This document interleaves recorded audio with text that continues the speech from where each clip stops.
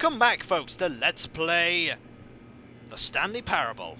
When we last left off, we had an exciting time in a broom closet, looking at things. Let's move on, shall we? The door is shut. The door is open again. Why do I get the feeling that's not going to be openable next time?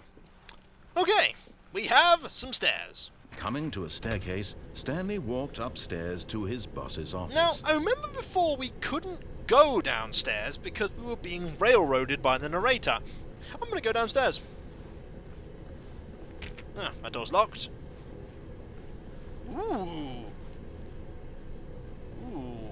Interesting things. Let's go. But Stanley just couldn't do it. He considered the possibility of facing his boss. Admitting he had left his post during work hours, he might be fired for that. I might. And in such a competitive economy, why had he taken that risk? All because he believed everyone had vanished? His boss would think he was crazy. And then something occurred to Stanley. Maybe, he thought to himself, maybe I am crazy. Oh! All of my co-workers blinking mysteriously out of existence in a single moment for no reason at all? None of it made any logical sense. And as Stanley pondered this, he began to make other strange observations. Go on. For example, why couldn't he see his feet when he looked down? Oh my! Why did doors close automatically behind him wherever he went? Ah. And for that matter, these rooms were starting to look pretty familiar. Were they simply repeating? Oh dear. No, Stanley said to himself, this is all too strange. This can't be real. And at last, he came to the conclusion that had been on the tip of his tongue. He just hadn't found the words for it. Oh? I'm dreaming, he yelled. This is all a dream. Is it? Oh, what a relief Stanley felt to have finally found an answer, an explanation. His co-workers weren't actually gone. He wasn't going to lose his job. He wasn't crazy after all. And he thought to himself, I suppose I'll wake up soon. I'll have to go back to my boring real-life job pushing buttons. I may as well enjoy this while I'm still lucid. Yeah. So, he imagined himself flying and began to gently float above the ground. Oh! Then he imagined himself soaring through space on a magical starfield, and it too appeared. Ooh. It was so much fun, and Stanley marveled that he had still not woken up. How was he remaining so lucid? I don't know. And then perhaps the strangest question of them all entered Stanley's head. One he was amazed he hadn't asked himself sooner. Okay. Why is there a voice in my head dictating everything that I'm doing and thinking? Now the voice was describing itself being considered by Stanley, who found it particularly strange. It is. I'm dreaming about a voice describing me, thinking about how it's describing my thoughts, he thought. And while he thought it all very odd and wondered if this voice spoke to all people in their dreams, the truth was that, of course, this was not a dream. How could it be? Was Stanley simply deceiving himself? Believing that if he's asleep, he doesn't have to take responsibility for himself? Maybe. Stanley is as awake right now as he's ever been in his life. Now, hearing the voice speak these words was quite a shock to Stanley. After all, he knew for certain, beyond a doubt, that this was in fact a dream. Is it? Did the voice not see him float and make the magical stars just a moment ago? How else would the voice explain all that? That's true. This voice was a part of himself too. Surely, if he could just... He would prove it. He would prove that he was in control, that this was a dream. Okay. So he closed his eyes gently, and he invited himself to wake up. He felt the cool weight of the blanket on his skin, the press of the mattress on his back, the fresh air of a world outside this one. Let me wake up, he thought to himself. Will it work? I'm through with this dream. I wish it to be over. Let me go back to my job. Let me continue pushing the buttons. Please, it's all I want. I want my apartment, and my wife, and my job. All I want is my life exactly the way it's always been. My life is normal. I am normal. Everything will be fine. I am okay. Is he going to restart now? No. Oh. Stanley began screaming. Please, someone, wake me up. My name is Stanley. I have a boss. I have an office. I am real. Please, just someone tell me I am real. I must be real. I must be. Can anyone hear my voice? Who am I? Who am I? And everything went black. Oh dear. What? This is the story of a woman named Mariella. Oh? Mariella woke up on a day like any other. She arose, got dressed, gathered her belongings, and walked to her place of work. Oh. But on this particular day, her walk was interrupted by the body of a man who had stumbled through town talking and screaming to himself, and then collapsed dead on the sidewalk. Might be Stanley. And although she would soon turn to go call for an ambulance, for just a few brief moments, she considered the strange man. He was obviously crazy. This much she knew. Everyone knows what crazy people look like. And in that moment, she thought to herself how lucky she was to be normal. I am sane. I am in control of my mind. I know what is real and what isn't. It was comforting to think this, and in a certain way, seeing this man made her feel better. But then she remembered the meeting she had scheduled for that day, the very important people whose impressions of her would affect her career, and by extension, the rest of her life. She had no time for this, so it was only a moment that she stood there, staring down at the body. And then she turned and ran. Well, not at all what I thought it would be. But hey, we got an ending of sorts, didn't we? Let's move on, shall we? For we haven't actually obeyed what... All of his co-workers were gone. What could it mean? Stanley decided to go to the meeting room. Perhaps he had simply missed a memo. Oh, all the screens No matter how hard Stanley looked, he couldn't find a trace of his co-workers. Most of the screens seem to be showing odd things. Yeah.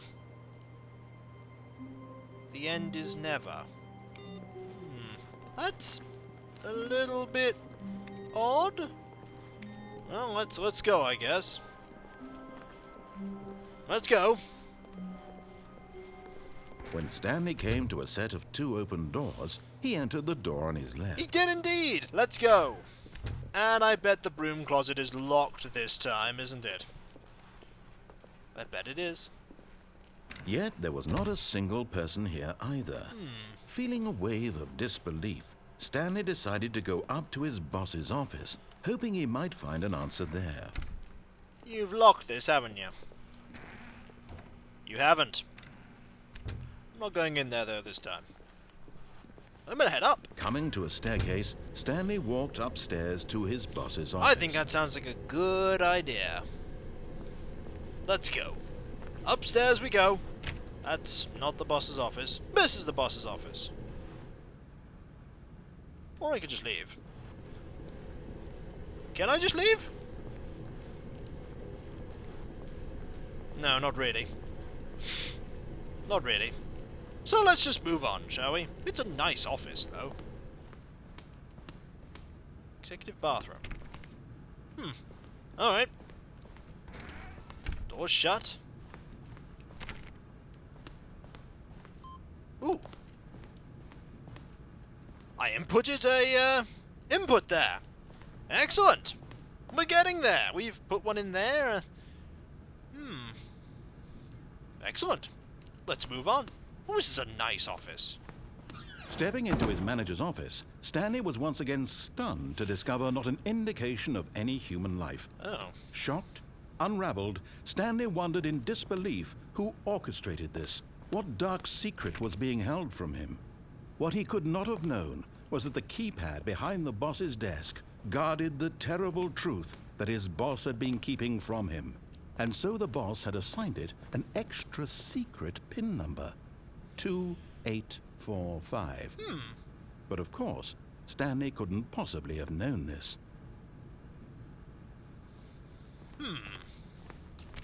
Well, I can't leave, so... I can't possibly know this. Stanley just sat around twiddling his thumbs, Trying to input anything on the device was useless, since he could never possibly know that the combination was 2845. That is true, but I might just put lots of numbers in anyway, but I think for now, yeah, I don't know the code. How does... 2845. I heard you, but I actually didn't hear you because I don't know the code. I don't know it. How would I know it? Oh look, bottles. Ooh, paper. Forgot, but it turns out that the panel's emergency override kicked in, and the door just opened all by itself. That's handy. And Stanley got the hell along with the story. Well, whoop-de-doo. You trying to force me along the story, game? Well, I'm not going. You think you can force me along, game? I've got more patience than you. I've got more patience than you. I'm not going. You can't make me. You can't make me. Can't make me go. At all. Okay, maybe you can make me go. Alright. Okay, we'll go. But first, we're going to fiddle around with this, this keypad. There we go. Correct code! Yay! I wasn't expecting that to do anything. Okay, let's move on here. Ooh. There is an elevator there.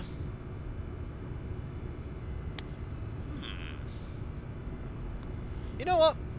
Let's take it. Excellent. Down we go! I wonder where this will take me. Probably nowhere I actually want to be. Or maybe everywhere I want to be.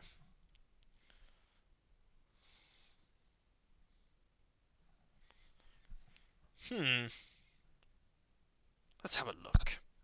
Descending deeper into the building, Stanley realized he felt a bit peculiar. Okay. It was a stirring of emotion in his chest, as though he felt more free to think for himself, to question the nature of his job. Okay. Why did he feel this now, when for years it had never occurred to him?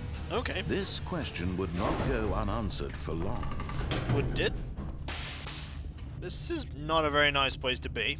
Also, there's something sprayed on the floor there. Stanley walked straight ahead through the large door that read Mind Control Facility. Did I? No, I didn't. I'm gonna leave. Although this passageway had the word Escape written on it, the truth was that at the end of this hall, Stanley would meet his violent death. I'm gonna test that theory. Can't fool me, narrator. You can't fool me. The door behind him was not shut. Stanley still had every opportunity to turn around and get back on track. Indeed I did. However, let's just keep going. I am curious. At this point, Stanley was making a conscious, concerted effort to walk forward and willingly confront his death. Yeah, but I've learned not to trust you. Oh. Well, down we go. Is there in fact death down here? There is only one way to find out.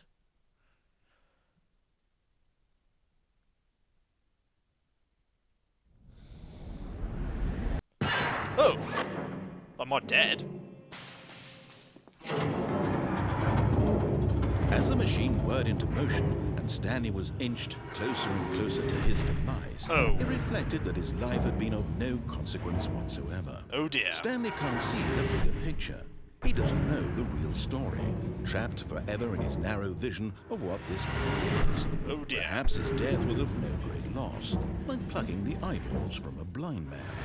And so he resigned and willingly accepted this violent end to his brief and shallow life. Farewell, Stanley. Oh. Well, it's over. Oh. "Farewell, Stanley," cried the narrator, as Stanley was led helplessly into the enormous metal jaws. Hello! In a single visceral instant, Stanley was obliterated as the machine crushed every bone in his body, killing him instantly. Oh. Oh, but I'm not dead. Ooh, there's something over here. Hello! And yet it would be just a few minutes before Stanley would restart the game, back in his office, as alive as ever. Yay! What exactly did the narrator think he was going to accomplish? Good point. Ooh, there's a place here. Let's go. Ooh. When every path you can walk has been created for you long in advance, death becomes meaningless, making life the same. Do you see now? Do you see that Stanley was already dead from the moment he hit start? The paintings, the layout of the office originally.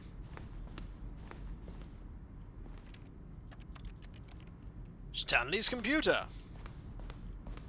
Corridor. And the choice room. Here are some filing cabinets. Here are some office computers. Turn these all off. Gotta save energy even now. Doors. Button sounds. Handy. Well, none of those doors work. Here are the credits! Look! The people that made the game. And there's a thing over here. Ooh, more office stuff. Maintenance room. It's all pretty interesting. Ooh. Interesting. It's all peculiar. No, nothing particular there. A phone? Oh.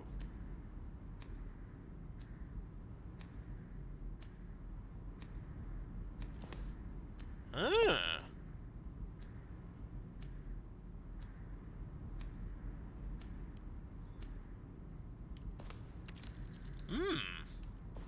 Interesting. The cargo lift. It's all different. It's all very different. Just showing me all sorts of different things. The meeting room, with all different things there, and the maintenance layout. Ah. Interesting. Okay, what if I were to go over here? Alright. There's lots of stuff.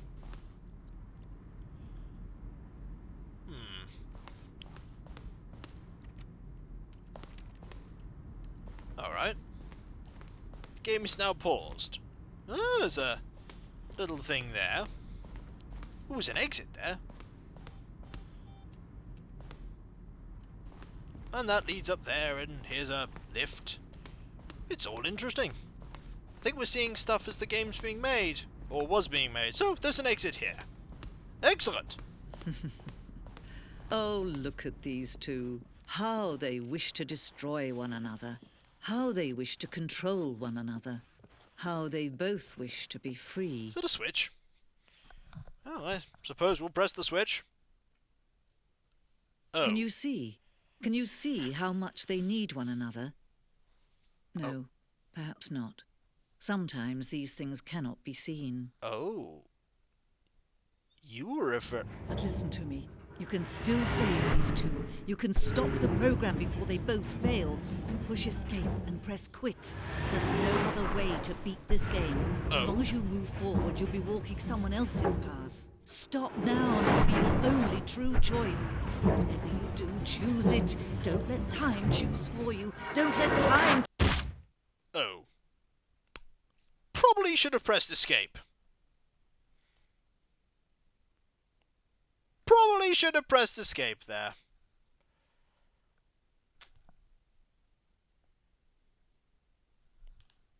Oh, I can still press escape. This game is now paused. I think we will begin the game again. When we come back, folks, we shall resume the parable of Stanley. I'm not sure there are too many more things we can do. So, well, maybe there are loads of things we can do. Who knows? I'll catch you next time, folks, and I'll see you then. Later.